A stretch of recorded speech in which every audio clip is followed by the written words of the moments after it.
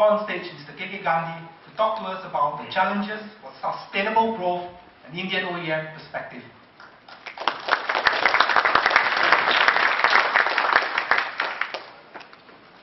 Yeah, good afternoon to all of you. I would like to thank Lubes for inviting me here. And thank you, Mr. Chairman, for a very good introduction.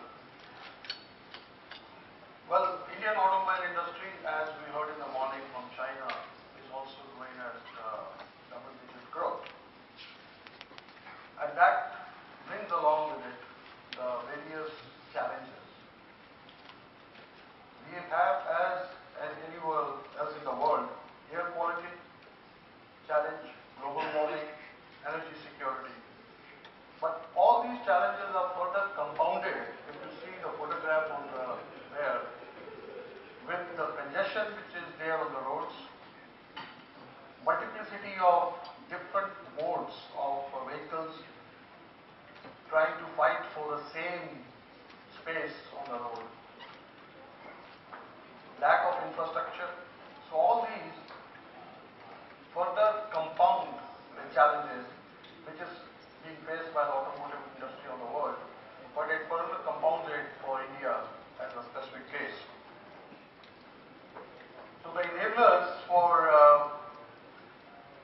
meeting the challenges are the vehicle technology, the traffic management, fuel quality, and of course in-use vehicle emission management.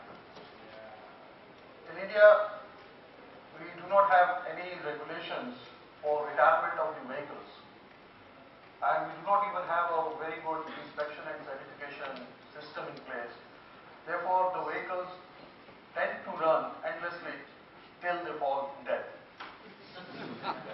Now in the rest of the country. So since the pre-control era, if you see here that we have almost made a tremendous progress. We have reduced our emissions by 26-fold or 96% for the diesel passenger cars. For petrol, it is almost 92%. For 2 and 3 wheelers, where we have a unique Indian regulations, we have almost made a 92% reduction. And in the heavy commercial vehicles, 86% reduction. This is up to 2010. So our vehicles are definitely much more cleaner than what we were before the first emission regulations kicked in the country in 1991. Later.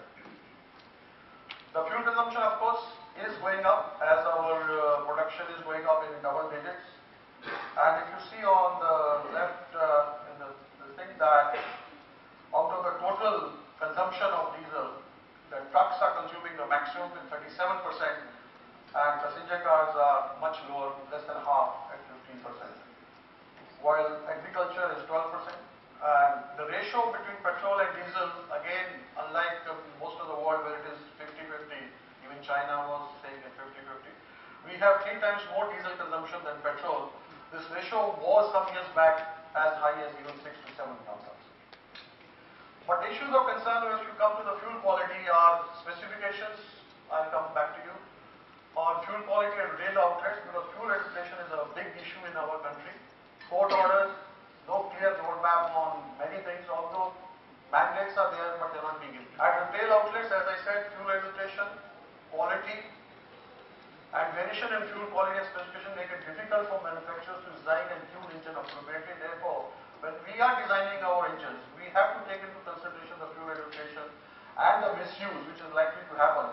Therefore, the optimization of the engine is not done to the extent where it is possible to be done to get the maximum benefit out of the fuel properties like Euro 4 fuel with and other things. Just to sum it up, mission and fuel quality roadmap up to 2020 needs to be evolved and notified immediately.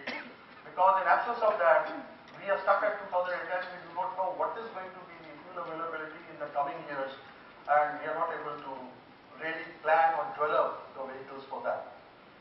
Single fuel and emission standards are essential, not like dual fuels and dual emission norms which we have at present. We need to alignment of petrol diesel standards with EU regulation in all respects and supply at retail outlets. The fuel education needs to be controlled. And we need at least 1 year in advance for validation and 2 years at select outlets for development work. We need to evolve standards for CNG, LPG